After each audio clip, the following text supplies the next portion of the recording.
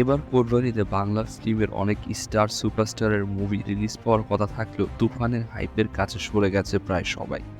কোন কোন মুভি এবার কোরবানিতে রিলিজ পেতে যাচ্ছে এখন আসুন জানা যাক আমাদের এই ভিডিওর লিস্টের মাধ্যমে। প্রথমে আসতে যাচ্ছে সাকিব খান ও রায়হান রাফির মুভি তুফান, যেটি অলরেডি সেন্সর কমপ্লিট হয়ে গেছে, এর রিলিজ পেয়ে যাচ্ছে।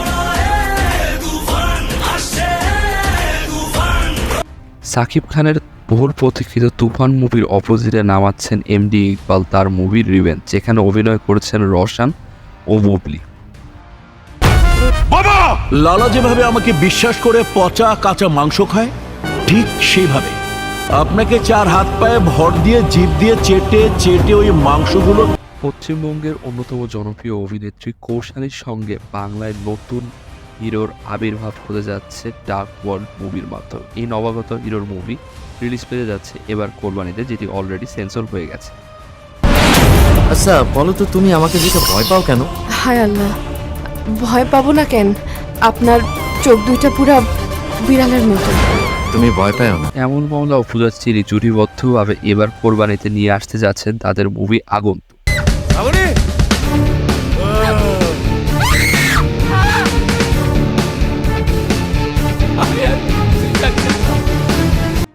ময়ূরাক্ষী নামক একটি মুভি এবার কোরবানিতে রিলিজ পাওয়ার অপেক্ষায় রয়েছে।